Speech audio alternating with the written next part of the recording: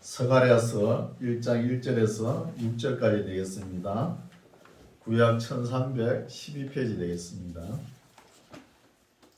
스가랴서 1장 1절에서 6절까지 말씀 제가 봉독에 올립니다. 다리오 왕 2년 8월에 여호와의 말씀이 id도의 손자 베레가의 아들 선지자 스가랴에게 임하니라. 가라사대 나 여호와가 무리의 열조에게 심히 진노하였느니라. 그러므로 너는 무리에게 고하기를 만군의 여호와께서 이처럼 이르시되 너희는 내게로 돌아오라. 나 만군의 여호와의 말이니라. 그리하면 내가 너희에게로 돌아가리라. 나 만군의 여호와의 말이니라. 너희 열조를 본받지 말라. 옛적 선지자들이 그들에게 외쳐 가로되 만군의 여호와께서 말씀하시기를 너희가 악한 길 악한 행실을 떠나서 돌아오라 하셨다 하나 그들이 듣지 않고 내게 귀를 기울이지 아니하였느니라. 나 여호와의 말이니라. 너희 열조가 어디 있느냐? 선지자들이 영원히 살겠느냐? 내가 종 선지자들에게 명한 내 말과 내 전례들이 어찌 내 열조에게 임하지 아니하였느냐? 그러므로 그들이 돌쳐 이르기를 만군의 여호와께서 우리 길대로 우리 행위대로 우리에게 행하시려고 뜻하신 것을 우리에게 행하셨도다 하였다 하셨느니라 하라. 아멘. 할렐루야. 네. 오늘은 어린이 주일이죠. 네. 우리가 자녀를 많이 낳아가지고 잘 길러야 하나님께서 기뻐하시는 것이죠. 네. 요새는 교회마다 어린이가 없어요. 보면은 자 우리 미래의 소망이 어린이에 다 달려 있는 것인데, 그렇죠? 네, 우리 교회도 어린이가 좀 많았으면 좋겠어요. 네. 그래서 오늘 설교 제목이 무엇이죠? 열조를 본받지 말아죠. 이 제목이 좀 이상하죠, 그죠? 왜 열조를 본받지 말라 이런 제목을 정했을까? 본문에 나오죠, 또 열조를. 근데 우리가 우리 인생사에도 보면은 자녀를 놓고 기르지 않습니까? 근데 이 아버지와 아들 사이에 부자간에 이 관계가 끊어질 수가 있는 거예요. 아버지가 잘못했는가 또 아들이 잘못했는가 생각해 봐야 되겠죠. 그래도 아버지가 잘못했든 아들이 잘못했든 그래도 아들이 아빠 내가 잘못했습니다 하면은 그 모든 일이 아버지 입장에서는 그 아들 용서 다 하지요. 그러면 끝나버리잖아요. 근데 아들이 아버지 앞에 내가 잘못했습니다 용서하는 거 있어 보세요. 용서를 한다 참. 아버지한테 용서를 빌지 않고 있어 보세요. 그럼 아버지 마음이 얼마나 화가 나겠습니까? 근데 사람 인생사에는 아버지가 잘못할 수도 있습니다. 있고 아들이 잘못할 수 있고 아들과 딸들이 잘못할 수가 있습니다. 그러나 우리 하나님은 그렇지 않다는 것입니다. 하나님은 전지전능하시는 하나님이지 않습니까? 하나님이 뭐 잘못한 게 있습니까? 사람이 잘못하는 거예요. 사람이. 그래서 이 관계 회복이 잘 안 되니까 이 성경도 어렵게 이렇게 두꺼워지는 거예요. 우리가 하나님 말씀을 잘 지켰으면은 이렇게 두꺼울 필요가 없지 않습니까? 십계명만 있으면 끝나죠. 십계명 뭐 레위기 말씀만 있으면 끝나지 않습니까? 잘 안 지키니까 하나님께서 예언자를 보내는 거예요.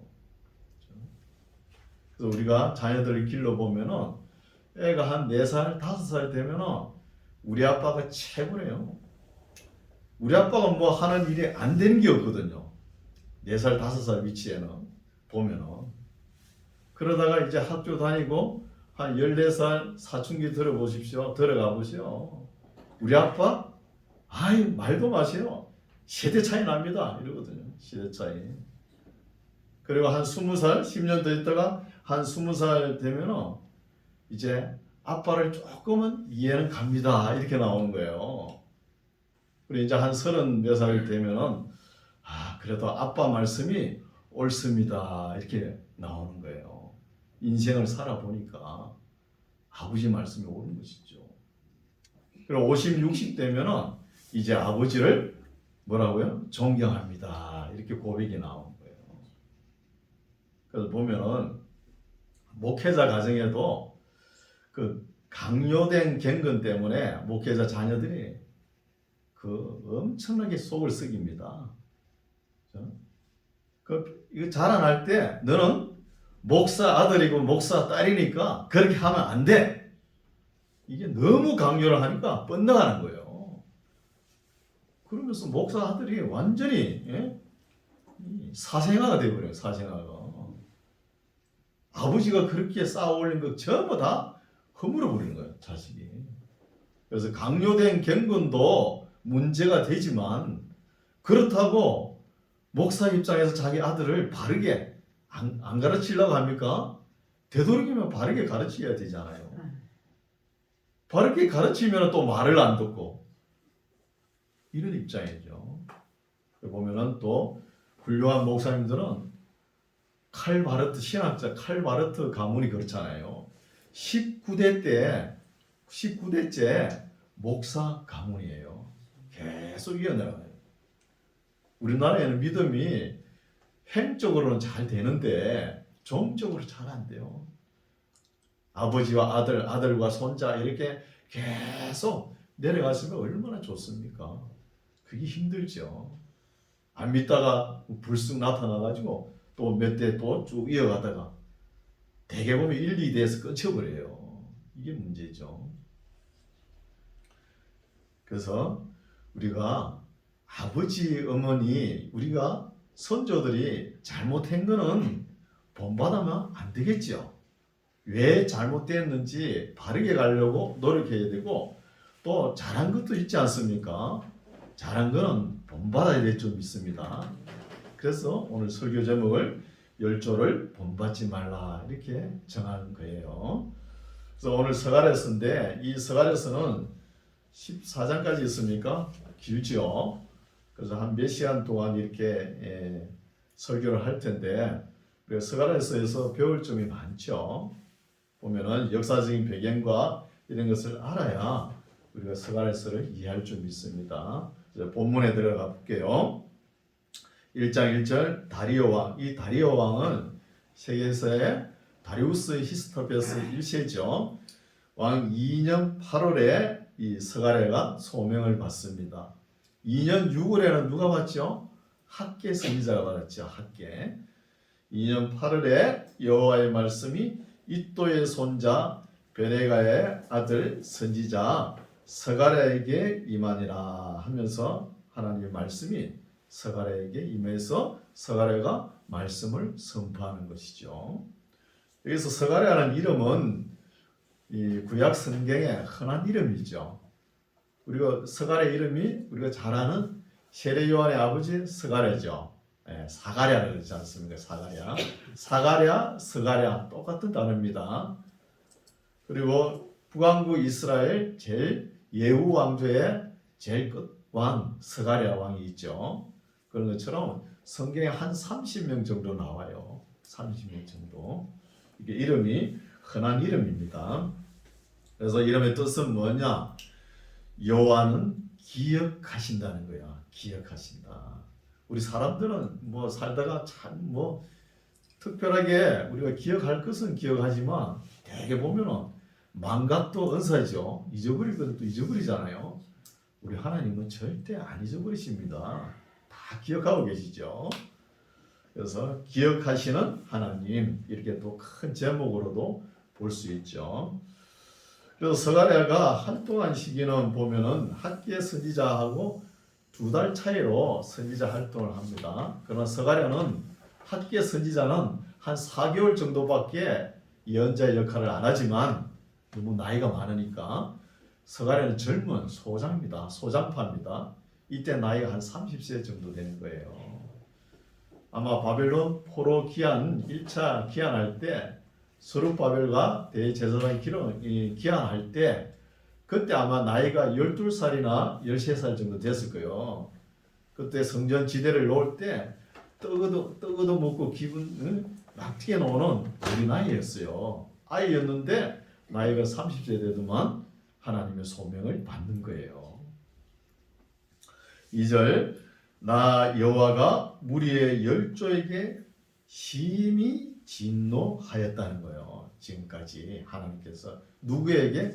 열조, 할아버지, 아버지, 할아버지 위에 선대들에게 진노하였느니라.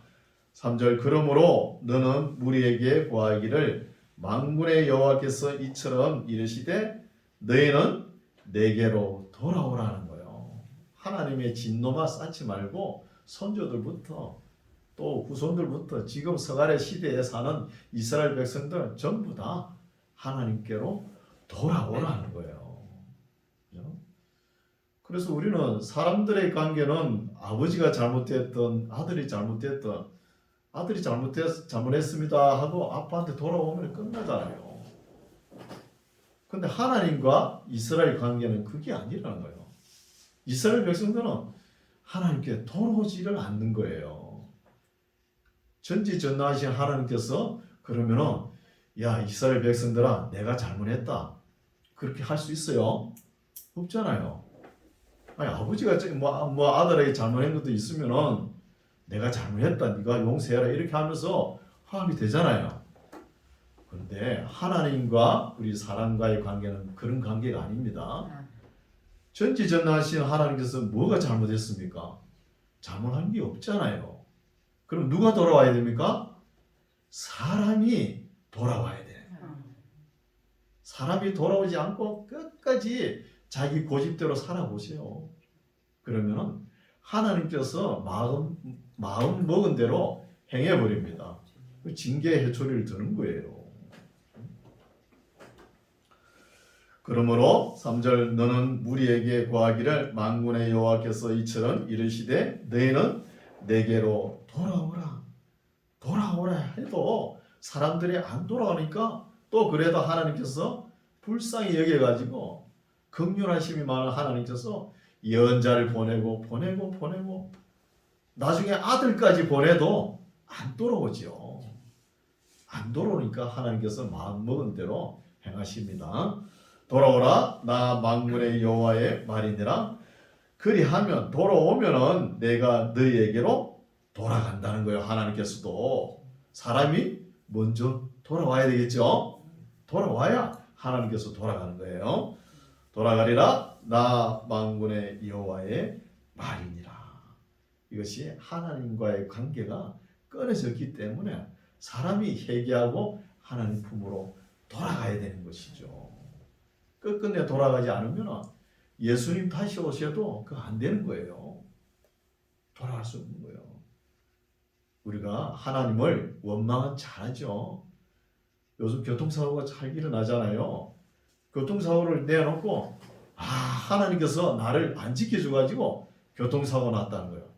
아니 하나님께서 뭔 할 일이 없으셔가지고 그 교통사고 나라고 하나님께서 그렇게 했을까요? 사람이 자기가 운전을 잘못했기 때문에 교통사고가 나는 거예요. 다른 사람이 운전을 잘못해가지고 내 차를 박았든지 사람이 잘못한 거예요. 사람이 잘못해놓고 하나님께 원망하는 거예요. 뭐가 안 되면. 왜 하나님 나에게는 이렇게 고통을 주십니까? 원망만 잔뜩 쌓이는 거예요. 우리는 하나님 앞에 원망할 것도 못 됩니다. 그냥 기뻐하고 감사하시기 바랍니다. 4절 너희 열조를 본받지 말라. 오늘 본문 제목이죠. 본받지 말라. 옛적 선지자들이 그들에게 너희 열조들에게 외쳐 가로되 만군의 여호와께서 말씀하시기를 너희가 악한 길, 악한 행실을 떠나서 돌아오라 하셨다는 거예요. 이거 말 안 들은 것이죠. 돌아오라 했는데.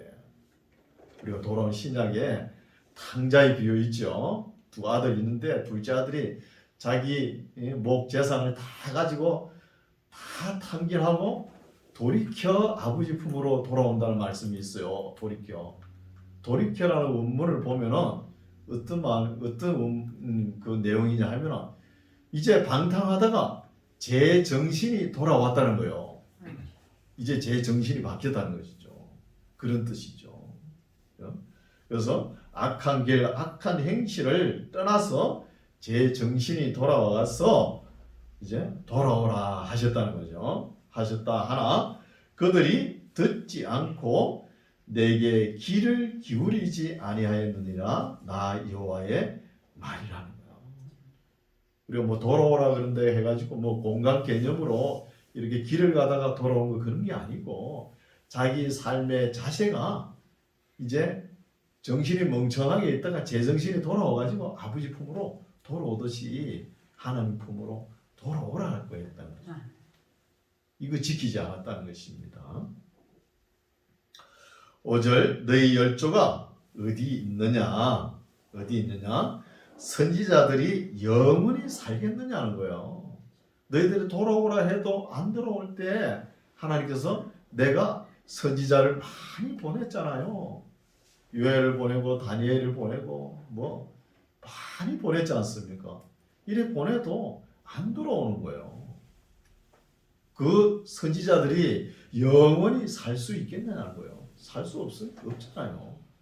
선지자가 외칠 때 돌아오라고 외칠 때 돌아올 만할 때 빨리 돌아오라는 거예요.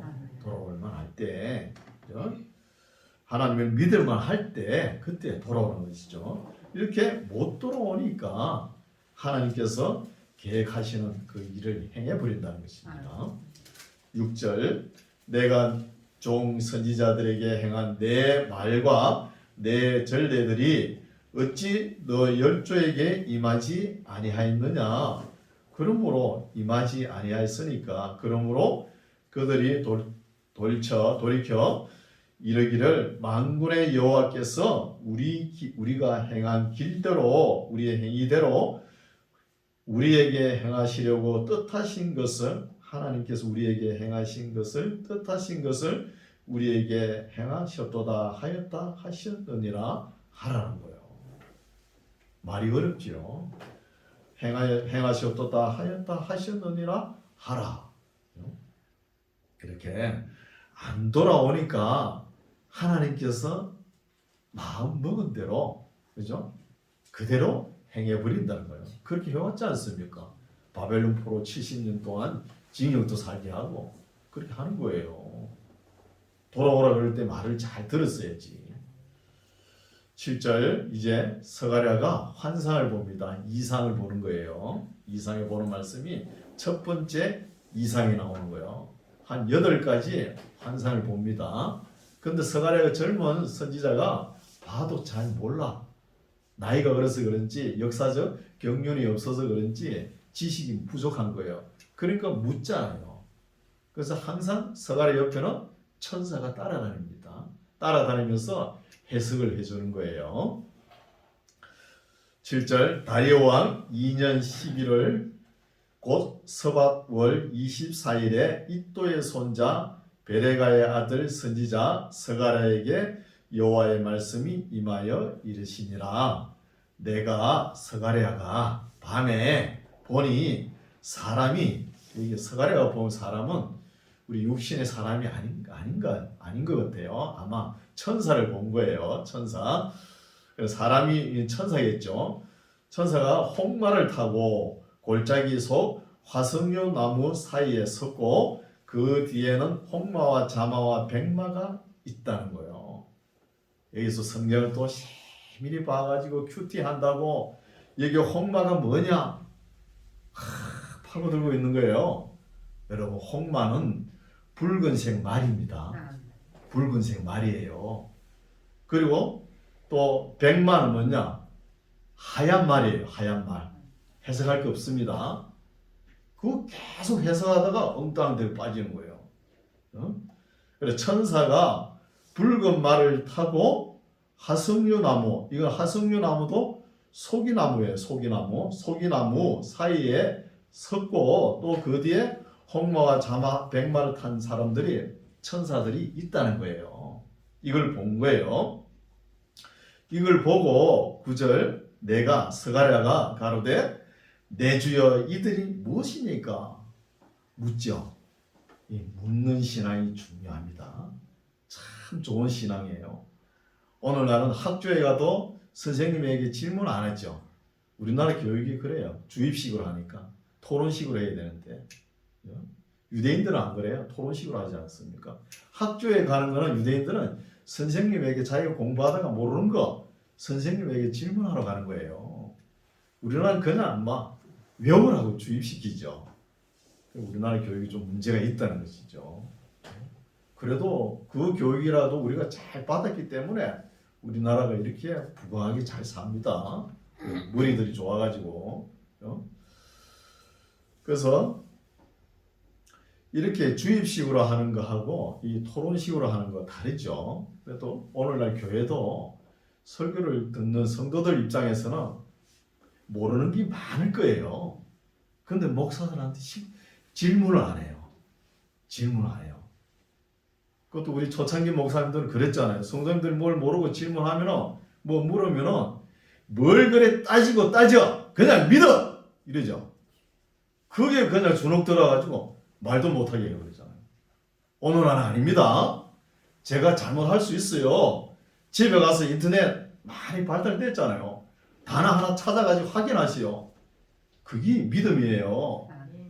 여기서 듣고 예배당 바깥에 나가면 다 잊어버리는데 뭐예요. 집에 가서 찾아보시오. 본문 그대로 있지 않습니까? 설교가. 제가 설교를 왔다리 갔다리 안 하는 이유가 그거예요. 집에 가서 찾아보고 자기 선한 양심의 말씀을 쌓으라는 거예요. 주일날 1시간 설교 들어야 되겠습니까? 안 되는 것이잖아요.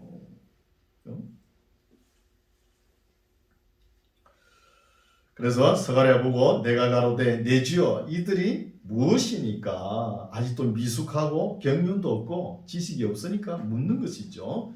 내게 말하는 천사가 내게 이르되 이들이 무엇인지 내가 너게 보이리라 하매 하석류 나무 사이에 선자가 대답하여 가로되 이는 여호와께서 땅에 두루 다니라고 보내신 자들이라는 거예요. 말 탄 자들. 그리고 두루 땅의 상황이 어떤지 천사들을 하나님께서 보냈다는 거예요.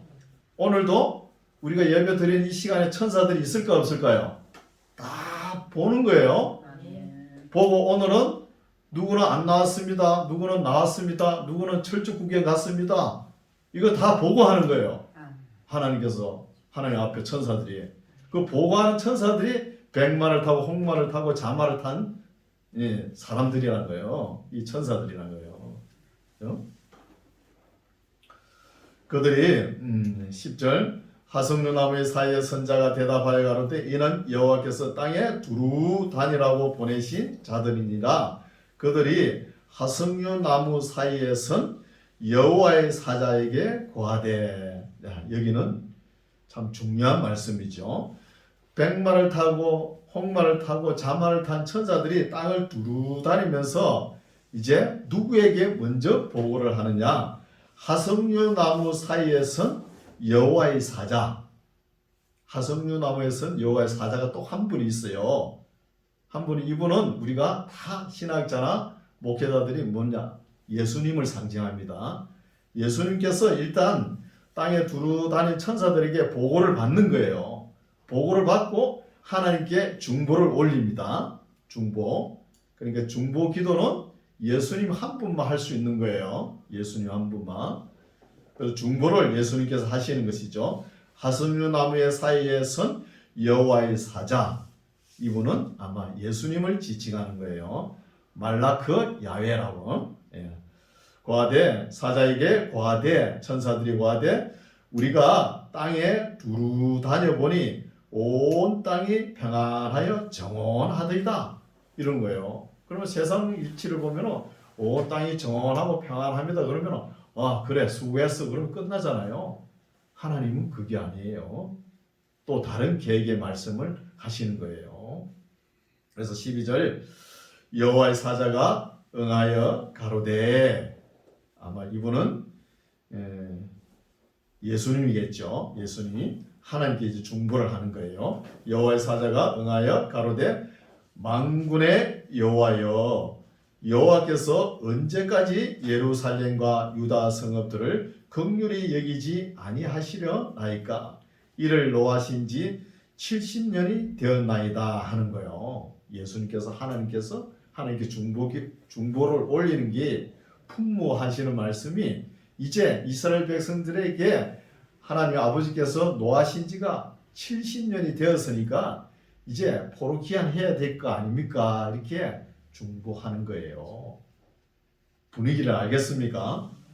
여러분, 이 말씀을 분위기를 파악을 못하면 이해하기 힘들어요. 하나님도 나오시고 스가랴 예언자도 나오고 스가랴 옆에 따라다니면서 해석하는 천사도 있고 또 백마를 탄 천사, 또 자마를 탄 천사, 홍마를 탄 천사들이 주루 땅에 이렇게 다니면서 하나님의 의전에 보고하는 거예요. 이 배경을 알아야 이해가죠. 이런 것을 볼 수 있죠. 그래서 예수님께서 70년이 되었으니까 이제 노를 그칠 때가 안 됐습니까? 하나님께 보고하는 거예요. 예수님 말씀은 여기까지 끝이고 이제 13절 보세요. 여호와께서 내게 말하는 천사에게 선한 말씀. 하나님께서 예수님께서 중보 풍모하시니까 응답이 이제 누구에게 오느냐? 스가랴를 따라다니는 천사에게 응답을 주는 거예요. 천사에게. 예수님께 응답하는 게 아니고. 13절 여호와께서 내게 말하는 천사에게 선한 말씀, 위로하는 말씀으로 대답을 하시더라는 거예요. 위로하는 말씀으로 하시더라. 내게 말하는 천사가 내게 누구죠? 스가랴에게 이르되 너는 외쳐 이르기를 만군의 여호와의 말씀에 내가 예루살렘을 위하며 시온을 위하여 크게 질투하며 안일한 열국을 심히 진노하나니 나는 조금만 노하였거늘 그들은 힘을 내어 고난을 더하였다는 거예요. 이거는 의외의 말씀이죠. 이 말씀이 뭐냐 하면은 BC 721년에 북왕국 이스라엘이 멸망했죠. 우리 읽어와서 알지 않습니까? 721년에 북왕국이 아수르에 멸망했잖아요. 그리고 남쪽 유대는 586년에 바빌론에 의해 멸망하고 멸망할 때에 하나님께서는 심정은 어떤 심정이었냐 하면은 하도 이스라엘 백성들이 말을 안 들으니까 바빌론 나라를 잠깐 몽둥이로 사용해가지고 적당하게 말 좀 들을 만하게 손 좀 봐줘라 그랬더니 이 사람들이 힘이 있다 해가지고 얼마나 짓밟아 버렸는지 고개를 못 들게 만드는 거예요. 이스라엘 백성들은. 그러니까 하나님께서 몽둥이를 사용하던 이 바벨론 나라에게 질투한다는 거예요. 하나님의 세밀한 감정이 녹아있는 것이죠. 성경을 읽으면은 이것을 파악을 빨리 해야 되는 거예요. 그래서 16절 그러므로 여호와가 이처럼 말하노라 내가 긍휼히 여김으로 예루살렘에 돌아왔은즉 내 집이 그 가운데 건축된다는 거예요. 그러니까 성전이 15년 동안 중단되어 있으니까 누구 때문에? 지을 시기가 아니다. 하나님의 뜻이 아니다. 하나님의 때가 아니다. 또 나중에는 지도자가 스룹바벨이 신통찮아가지고 성전이 중단됐다. 이렇게 낙심천만하게 있잖아요. 이스라엘 백성들이. 그게 다시 위로와 소망을 주는 말씀이죠. 하나님의 성전 집이 건축된다는 거예요. 그럼 성전 집을 왜 지어요? 성전 집을 왜 짓습니까? 하나님과의 우리와의 관계를 연결시켜 주는 거예요. 연결시켜 주기 위해서 하나님께서 이렇게 학계 스가랴를 채워가지고 하나님의 성전을 지으라고 외치는 거예요. 그렇죠? 건축되리니 예루살렘 위에 먹줄이 치어지리라. 먹줄이 치어진다는 것은 도시계획을 하는 거예요. 도시계획을 어떻게 예루살렘이 다시 재건될 것이다. 나 만군의 여호와의 말이니라 하셨다라. 다시 외쳐 이르기를 만군의 여호와의 말씀에 나의 성읍들이 넘치도록 다시 풍부할 것이라. 여호와가 다시 시온을 아니하며 다시 예루살렘을 택하리라 하셨다 하라는 거예요. 미래에는 예루살렘 성전이 반드시 스룹바벨 손으로 인해서 세워진다는 거예요. 18절 내가 눈을 들어 또 두 번째 이상을 보는 거예요. 스가랴가 눈을 들어 본즉 내 뿔이 보이기로 이에 내게 말하는 천사에게 묻되 이들이 무엇이니까 또 묻지요. 묻는 신앙이 좋습니다. 무엇이니까 내게 대답하되 이들이 유다와 이스라엘과 예루살렘을 해친 뿔이라는 거예요. 뿔이라는 단어는 케렐이라는 히브리어인데 이거는 이 소나 뭐 이런 이 뿔을 가지고 코끼리 뿔을 가지고 등잔 이런 걸 많이 만들죠. 잔을 많이 만드는 거예요. 이거는 뿔입니다. 20절 때 여호와께서 공장 4명을 내게 보이시기로. 공장이라 단어를 해가지고 우리가 산업기업을 공장인 줄 알고 공장을 읽으면 뜻이 달라져 버려요. 공장은 기술자를 얘기해요. 장인, 기술자를 보이시기로 내가 가로되 그들이 무엇하러 왔나이까 하매 대답하여 가라사대 그 뿔들이 유다를 해쳐서 사람으로 능히 머리를 들지 못하게 하며 누가 그 뿔들이 아수르와 바벨론 나라죠. 들지 못하게 하며 이 공장들이 기능공들이 장인들이 와서 그것들을 부렵게 하고 이전에 뿔들을 들어 유다 땅을 해친 열국의 뿔을 떨어뜨려 하느니라 하시더라고요. 뿔을 떨어뜨리가 뿔을 아수르와 바벨론 뿔을 떨어뜨린다는 것이죠. 이제는 내가 이스라엘을 멸망케 북왕국 이스라엘을 멸망케 한 아수르와 남왕국 유다를 멸망한 바벨론의 뿔을 뽑아버린다는 것이죠. 우리 세계 역사를 보면 한때는 독일이 그렇게 거만했죠. 뽑아버리지 않습니까? 로마가 그렇게 건방졌죠. 교만했잖아요. 그것도 뽑아버리죠. 러시아도 그랬죠. 일본이 또 그랬죠. 다 뽑아버린 거예요. 교만하면. 이 장을 이제 세 번째 이상을 보는 것이죠. 내가 또 눈을 들어본즉 한 사람이 청량줄을, 이 청량줄은 줄자입니다. 줄자를 그 손에 잡았기로 너가 어디로 가느냐 물은즉 내게 대답하되 예루살렘을 청량하여 그 장 길이와 넓이를 보고자 하노라 할 때에 내게 말하는 천사가 나가매 다른 천사가 나와서 그를 맞으며 이르되 너는 달려가서 그 소년에게 구하여 이르기를 예루살렘에 사람이 거하리니. 여기서 그 소년은 스가랴 아버지 이야기하죠. 스가랴 소년이라 했다 가지고 소년이 아니고 나이가 30살이 넘었습니다. 그래야 선지자 역할을 감당하지 않습니까? 우리 예수님도 30살에 공생이 시작했지 않습니까? 다 나이가 30살 넘어야 일을 하는 거예요.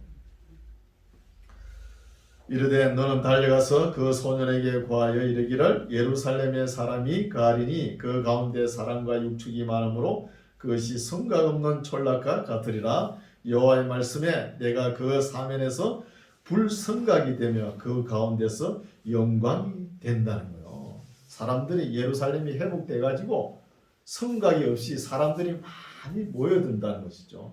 그러면 성각 역할은 하나님께서 불성각으로 지켜주신다는 것이죠. 6절 여호와의 말씀에 내가 너를 이스라엘 나라를 보고 이야기했죠. 이스라엘 백성 너를 하늘의 사방 바람같이 흩어지게 하였거니와 이제 너희는 북방 땅에서 도망할지라. 바벨론 나라에서 도망하라는 거예요. 도망할지니라 나 여호와의 말이니라. 바벨론 성에 거하는 시온아 이제 너는 피할지라는 거예요. 1차 포로 기한해가지고 했지만 아직도 2차 3차 남았잖아요. 그러니까 빨리 피난하라는 거예요. 왜 이렇게 할까요? 하나님께서 사용하시던 몽둥이 이 바벨론 나라도 하나님께서 하나님의 질투로 엎어버린다는 것이죠. 멸망시킨다는 것입니다. 그 역사가 그대로 진행되죠. 메데 페르시아 제국 초대 황제 고레스를 들어서 가지고 바벨론 성을 무너뜨리지 않습니까? 이렇게 바벨론 문화에 젖어 가지고 애들 놓고 자식 키우고 그러니까 바벨론 문화에 젖어 가지고 나중에 나오지만 스룹바벨과 또 대제사장 여호수아 남자들만 다 와가지고 역사가 더 어렵게 되는 거예요.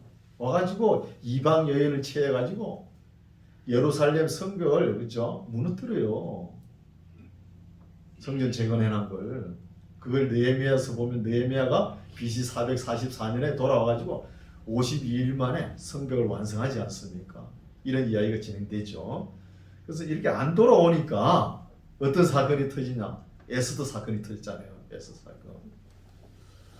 8절 만군의 여호와께서 이같이 말씀하시되 너희를 노력한 열국으로 영광을 위하여 나를 보내셨나니 무릇 너희를 범하는 자는 그의 눈동자를 범하는 것이라는 거예요. 이제 하나님과 이스라엘 백성들과의 관계가 긍휼과 사랑으로 다시 연결시킨다는 거예요.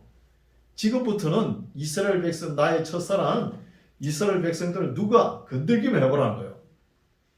그걸 건들게 하면은 하나님 자신의 눈동자를 건드린다는 거예요. 그러면 가만히 놔두겠습니까?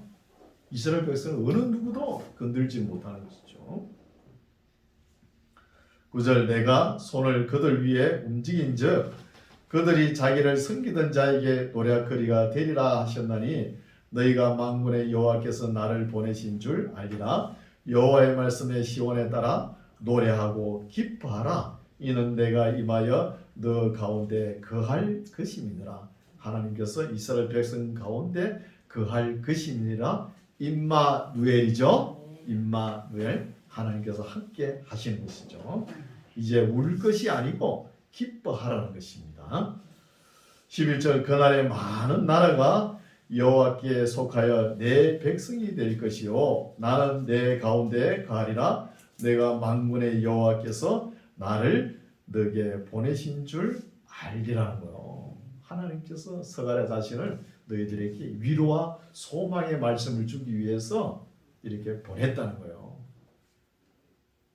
12절 여호와께서 장차 유다를 취하여 거룩한 땅에서 자기 소유를 삼으시고 다시 예루살렘을 택하시리니 무릇 혈기 있는 자들이 여호와 앞에서 잠잠할 것은 여호와께서 그 성소에서 일어나십니다 하라 하더라고요. 하나님 믿는 사람은 지금 어렵죠. 우리가 살아가는 것도 코로나를 위해서 이런 일 저런 일 경제 정치 문화 모든 것이 어렵습니다. 다 막혀 있는 상태죠.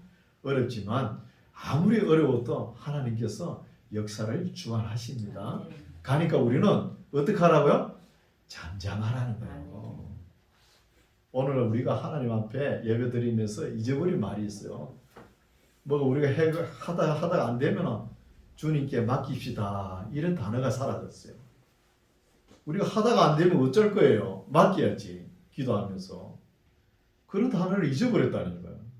초대교회는 그런 단어가 참 많이 나왔었는데 그렇죠?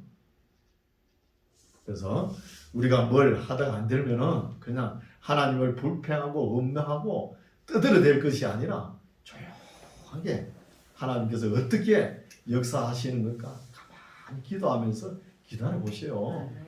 그러면은 하나님께서 이끌어 가시는 거예요. 그래서 이렇게 위로와 소망을 주시는 말씀입니다. 오늘 말씀은 여기까지인데 우리가 인생을 살아갈 때 힘들고 어려운 일이 하나도 없으면 좋겠죠. 네. 그렇게 우리를 창조하지 않았습니다. 우리가 살아있다는 것이 고생이에요. 고생이죠. 그래서 용기를 내시고 낙심하지 말고 하나님 앞에 잠잠하게 기도하면서 신앙생활 기뻐하면서 믿음으로 소망 가운데 살아가시기 바랍니다. 기도하겠습니다. 하나님 아버지, 바벨론 포로에서 돌아와 성전을 짓다가 중단된 상황에서 학개와 스가랴 예언자를 통해서 낙심하고 두려워하고 좌절하는 사람들에게 책망과 위로와 소망의 말씀을 불어넣어 주시는 것을 살펴보았습니다. 우리가 현실을 볼 때에 정말 눈앞이 캄캄하고 앞이 보이지 않는 혼탁하고 어지러운 가운데 있습니다. 이럴 때에도 우리가 마음을 차분히 가라앉히고 하나님께서 하시는 일과 손길을 보면서 깨달을 수 있는 지각을 우리에게 허락하여 주옵소서. 이 시대에 우리가 하나님과 어떻게 일할 것인지를 말씀을 통해 성실히 살펴서 그 길로 묵묵히 걸어가는 우리 만나게 성도들 다 되게 하옵소서. 예수님 이름으로 기도드립니다. 아멘.